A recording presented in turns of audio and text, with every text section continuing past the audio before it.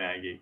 I really enjoyed the conversation that we were having before, which were memories of past things in the Democratic Party. Charlene served as party chair numerous times. She served on the electoral board. And when you think of people that take on these leadership roles, sometimes they do it because they like the glory, or they like to have be the person in charge. And Charlene was just content with good government and doing whatever needed to be done so that Democrats could win elections. She didn't, demand to be chair or force her way in there. It was when we couldn't find anybody to do it, she'd say, "I'll step up and do it." And that was the way she was. She is currently with just about any task that was needed. The electoral board is that type of job where it's kind of thankless. No one sees what they're doing, but it's essential for democracy, as we saw across the country. Small electoral boards, like in Michigan, we have only three in Arlington, but we're 3 4 member boards. If somebody is not that good, things can go wrong.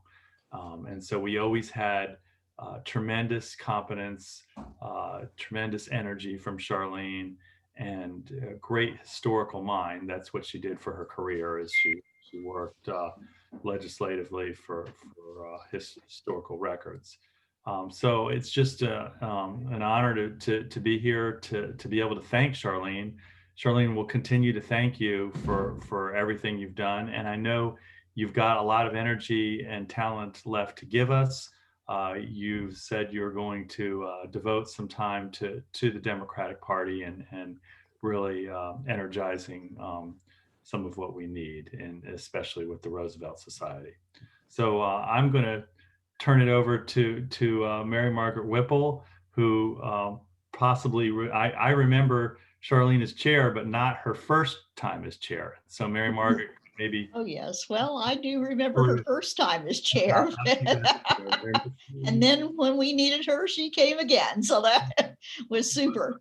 But Mary Margaret, I think some people don't realize quite the extent of your career. So before I officially hand it off, let me just give a little background for Mary Margaret Whipple.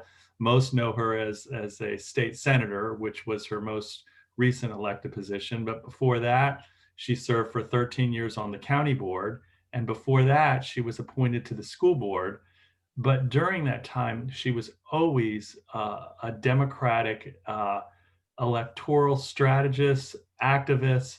She never stopped that role of trying to elect Democrats, no matter what elected position she had. So, Mary Margaret, it's all yours. Hey, thank you, Paul. And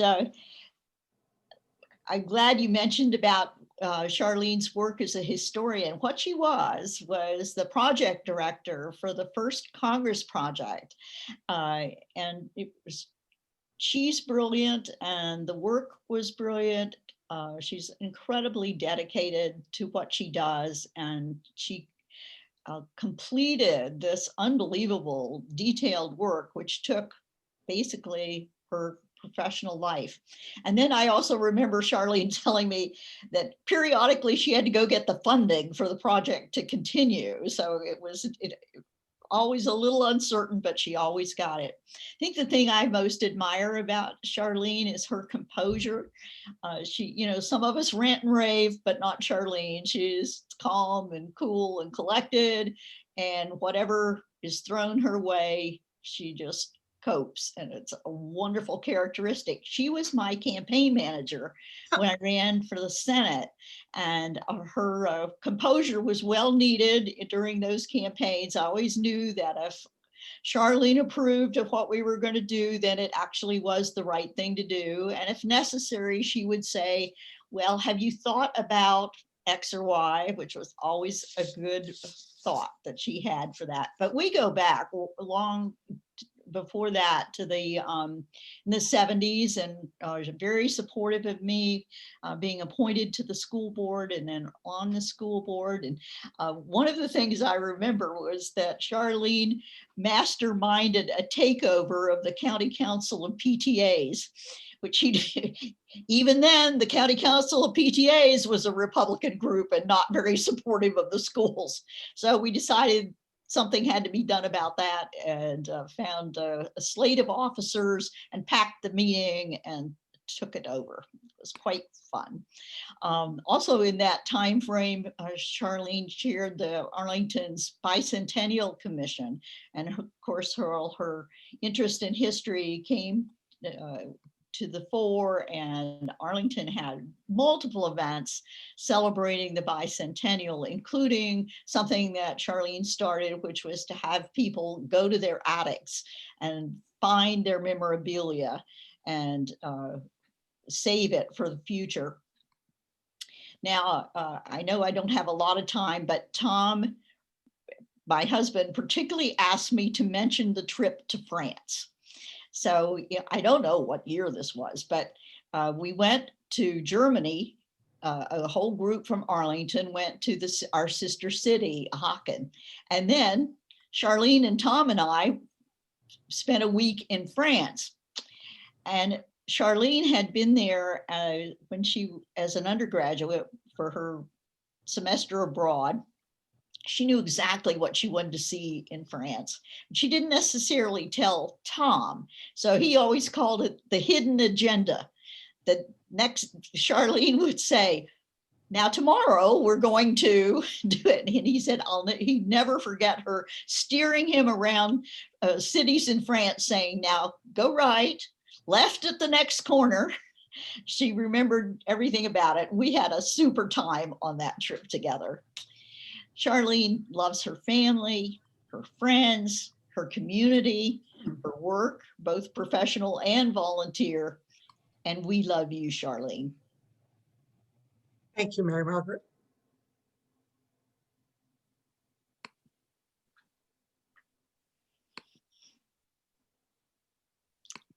And Izzy, do I go back to you? Oh, Izzy's on mute. I'm happy to jump in and just say a couple words. Just to say thank you, Charlene, for all of your tremendous work over the years. I'm super excited that you're interested in sort of transitioning to a bigger role in the party. I would very much like that. Roseville Obama Society needs you. I also, I have this dream of starting a seniors caucus. Perhaps once we get through this virtual environment, that might be something we could lure you over with. But I know that there is a long career yet in front of you with the party. The party wants you here. And as we celebrate the end of your term on the electoral board, I'm excited for what comes next with respect to your work on the party. So thank you, and looking forward to working with you. Can I say something, Jill? Yeah. Then I'll let you speak, Charlene. I will. Yeah.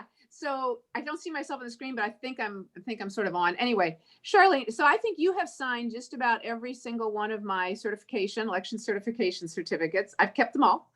Thank you.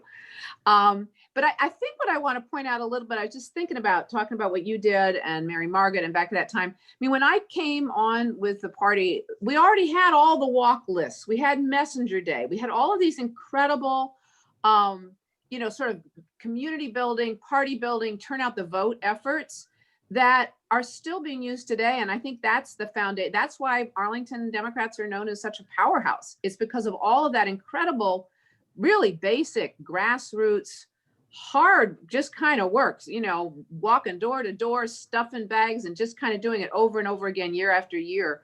That you guys did. And I think you invented that all sort of out of whole cloth. That was my impression. But when I arrived, it was sort of all there already.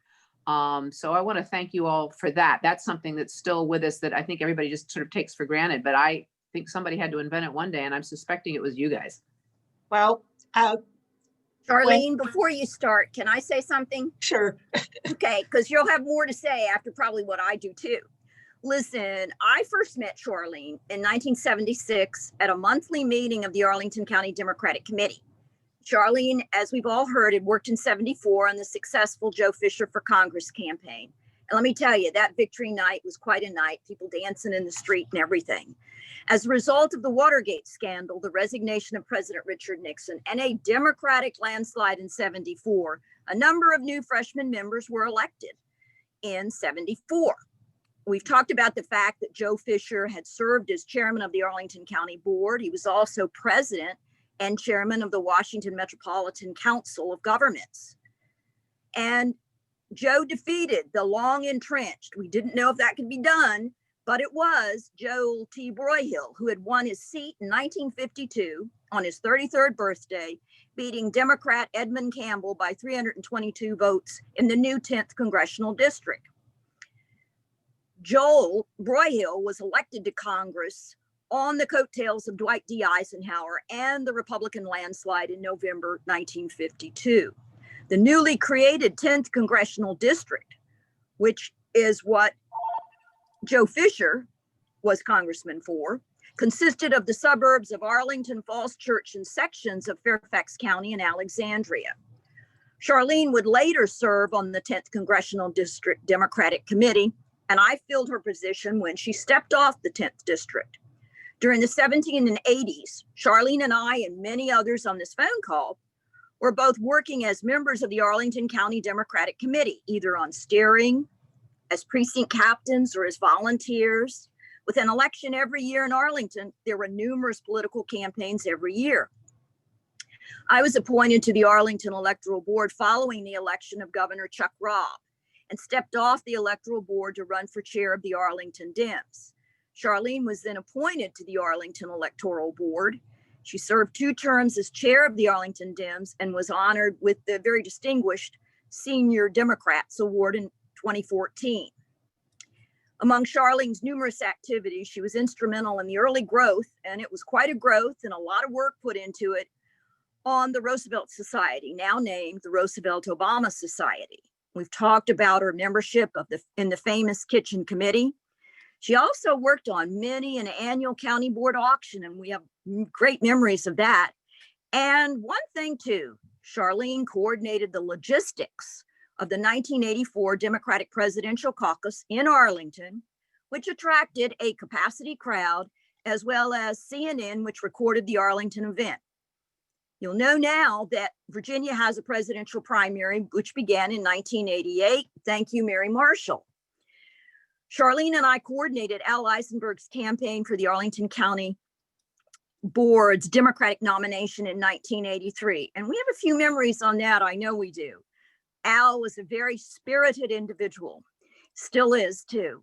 Professionally, Charlene is an educator and historian who was the research project director and co-editor of the George Washington University's first federal Congress project. I know that Mary Margaret mentioned a number of things, and now they have over the documentary of the first federal Congress, 1789 to 1791, just 2 years, but over 20 volumes, and it provides vital research of primary resource material, which if you're a student or a researcher, you want that primary material. Charlene has provided long and valuable service on yet another organization that hasn't been mentioned, the Arlington County Historic Affairs and Landmark Review Board. Charlene received the 2000 Person of Vision Award from the Arlington County Commission on the Status of Women. And in all of this, Charlene has worked very, very hard on all of these democratic and community activities in Arlington. And if you're new to Arlington or have been involved, truly, our Democratic family is very special. I thank you, Charlene. I know we thank you, and we love you. Thank you, Margot. Well, I would just like to kick in as somebody who's not, a big deal here, but I have encountered Charlene on any number of times, and every time she is the most professional and the most friendly, all at the same time. And she answers questions when I send her emails, and she gets back right away, and she knows what she's talking about, and she's just been a very valuable support person to precinct operations as well as all of Arlington Democrats, not to mention all that she does for the whole county. So thank you, Charlene. Thanks, Carol. And Charlene will give it away to you. I'll stop sharing my screen now since we're going to hear from her herself.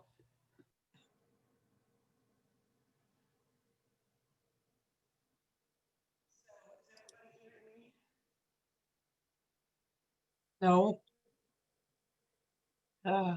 Okay. Is this going to work You're there. there? Okay. We hear Good. you. I have to tell a story of how I first got involved in politics. I was a graduate student at George Washington in a master's program in history and government. I had a very good history and government program at St. Lawrence University where I graduated. A friend of mine in Soviet foreign policy class came up to me and said, there's something we do every other year, and I want you to help us with this. We get on the phone and we call all our friends and tell them to get out and vote against Joel T. Broyhill. And this, at that point in time, campaign against Joel T. Broyhill, maybe some people on this call don't know who he was, but he served the 10th district, which we were in at that time, for 22 years as a congressman, and he was about as right wing as you could possibly be. Classic was when people went to his office after Martin Luther King was killed, and he said to them, you'll notice my flag is not at half staff. He was that kind of a guy. And we spent, you know, and others I'm sure on this call were involved as well in trying to defeat Joel T. Broyhill every 2 years. In 1974, we got the best candidate who'd ever run against him in Joe Fisher.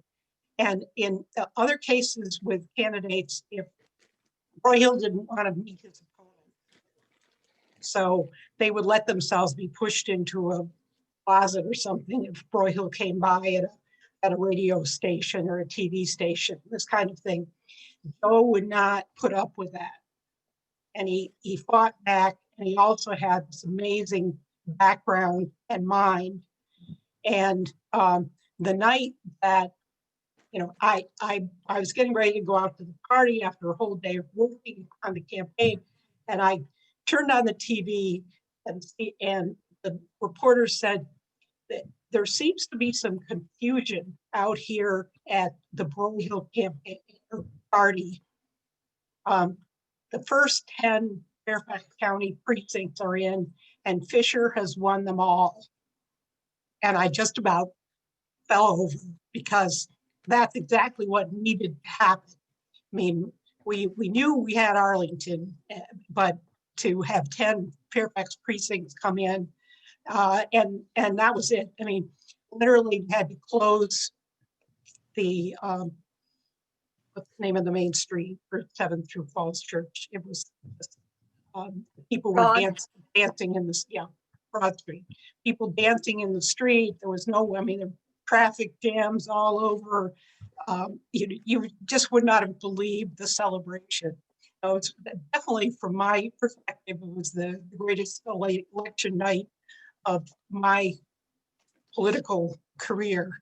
And it really, that quest to beat Joel T. Broyhill and to have replaced him was such a great candidate who then unfortunately lost, what was it, 4 years later in the Reagan Revolution. But 6 years later, I guess. Anyway, we did have a wonderful victory then, and I think it sort of it changed, Northern Virginia changed, and we won very consistently with excellent candidates ever since for the congressional seat. Except for that, it was a short period where there was a Republican. We don't count him. Anyway, it's been something that I've loved. The electoral board and the political work. Sometimes the electoral board has made me feel like, well, I can't be as political as I would like to be. And the kitchen crew, all of that. And, you know, it's been, I'm not going anywhere, but I may be doing some different things. But I certainly will continue to stay involved. Charlene, do you remember the campaign of Johnson and Johnson when Gus Johnson ran? No, that was before my time. Okay, because I was a teenager and I can remember that campaign. And I kind of thought, you know, being young and, you know, hearing things, thinking that might be a landslide, but it certainly didn't bear the fruit of a landslide. He came closer. He did come close, right? In 1974, there was not only dancing in Broad Street in Falls Church, but my assignment that night was at the Democratic National Committee, because we assumed, you know, there was going to be, you know, a pretty big sweep. And one of the first ones was in the Broyhill race.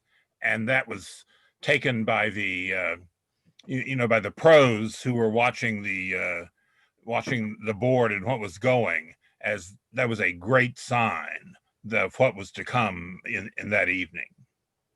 Craig and Charlene, I want you to kind of think about this for a second. I was doing some research, Charlene, last night on this, and I came across the fact that Joel Broyhill really didn't want to run in that final election, but he was encouraged to do so by Gerald Ford. Do you think that's true, Craig?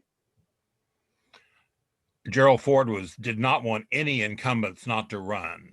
They did not want any unknowns in that election. Unknowns probably wouldn't have done any worse than knowns, but they were grasping. Oh, another thing about in Charlene, anybody who is on the electoral board or wants to be on the electoral board, the first thing they ought to do is go to the bunker where the voting machines are kept.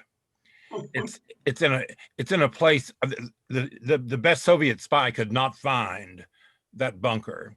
And you keep going down, and then there's another, and this is all outside down, and another floor.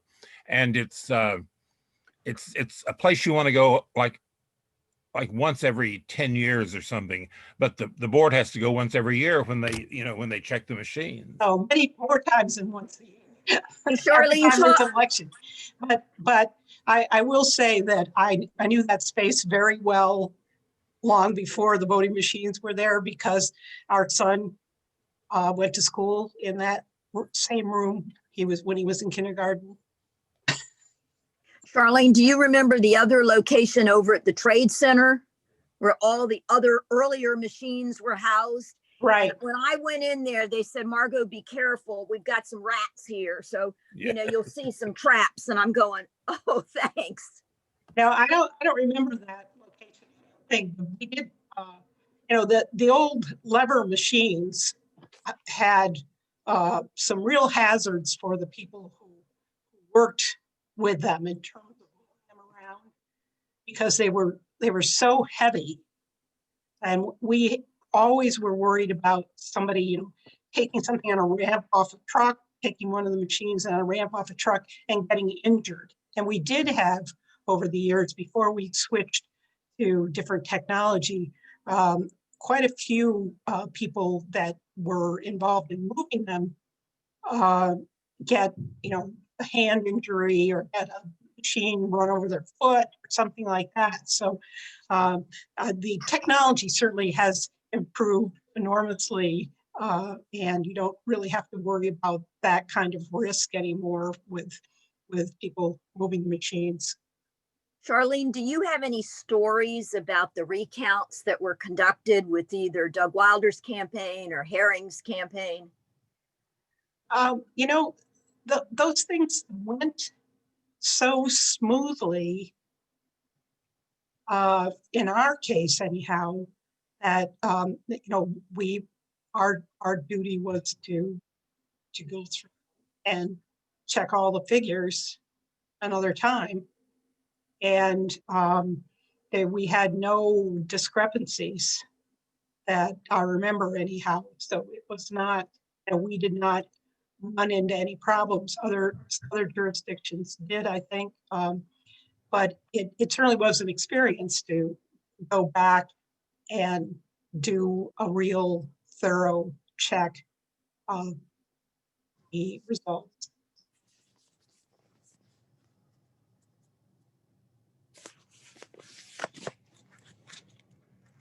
Congratulations again. Thank you so much for all your work. And so now that that portion of our programming for today happened. So I had a New Year's Day Jeopardy trivia thing that we could do, or we could just, you know, keep chatting, reminisce on some memories, talk about what we're looking forward to in 2021. Really, it's up to you guys. Does anyone have a preference? Do you guys just want to chat? Izzy, thank you so much for everything you did for this. Of course. Thank you guys so much for being here. Really. Yeah, Izzy, thank you very much. I really appreciate it. I mean, it's wonderful hearing these stories, because some of them I remember and some of them, you know, they're news to me. And it's always important to know where we've been and how we got here, and realize the work we're doing has been going on for a really, really long time. So I'm not going to stay and play a game. I'll tune in for a little while. I've got a family Zoom. My mother's not 95. She's only 92. But we're going to have a call, so I'll listen in. But it's great to see everybody and wish everybody a happy New Year. Thank you. Happy New Year to you too, Libby. Let's make a commitment to do this live when COVID is, if not passed, if we're back to in-person meetings again too, so that we can have a gathering to celebrate. With that, I think we should have a big welcome back to in-person meetings party. Yeah, sounds Thank great. you, Paul, for your work too. Well, my job is easy on elections because Charlene and the other electoral board members and the staff just have their job, have everything covered. When you mentioned that recount for Mark Herring, that could have been stressful for me, but I had great instructions from Charlene and Linda Lindbergh, who was the registrar at the time. Thanks. We sometimes we don't know what goes behind the scenes, so it's really helpful to talk about things. Well, I sure didn't have any idea what a recount election was about either. So I think that Arlington is so fortunate that we've had electoral board members who get along, and we virtually always agree on things. We don't have a political division, even though we may represent political parties. And where we really noticed that is when we would meet with members of other electoral boards at other meetings and hear about squabbles that they had, or problems that they were unhappy with somebody who was appointed. We've I think we've been lucky with having clerks of the circuit court advise the members of the court also in terms of making these choices, because it really it makes a difference if your electoral board people are sensible and cooperate with each other. And we've benefited from that during my entire time on the board. We've never had divisions, and that I think speaks well for Arlington and the way we operate. Just in case, let's hope we keep winning the gubernatorial elections, because it's always good to be in the majority on the electoral board. And I know Charlene served sometimes as the lone member in the minority, and we were fortunate that there were reasonable Republicans that she was able to work with, because that's not always going to be the case in the future, I think. You're absolutely right, Paul. Yeah, if we lose the governor's race next year, you'll be having one of these for me next year, because I won't be on the board anymore. That's not, we can't let that happen. You know, people don't realize how much is at stake. They really don't. So these are really important things to consider. Well, thanks again, Izzy, for organizing this, and Jill and Maggie for your leadership, and wanting to put this together. Charlene, it's a recognition, but not a goodbye. We're gonna, enjoy continuing to have your leadership and assistance within the party. And once again, when we are able to have a live meeting, we'll come back and do this again. Maybe she Thank could you. take on CivFed. That seems to need to be shaped up every once in a while. Yeah. What was that, Craig? Civic Federation. He wanted you Oh, to take oh, over the Civic No, Federation. no. I say I shake, think rattle, we've and roll. decided it's not worth it. You know, We could Margaret, do it if Margaret, we you're needed right. to, but You gotta know. pick and choose things. Yeah. All Okay. right. Well, bye, everybody. I'm going to sign off. Take Bye. care. good Bye, to see Paul. everyone. For being Hi, here. good to see everybody. Happy Happy New New Year. Year. Cheers. Here. Bye-bye. Bye.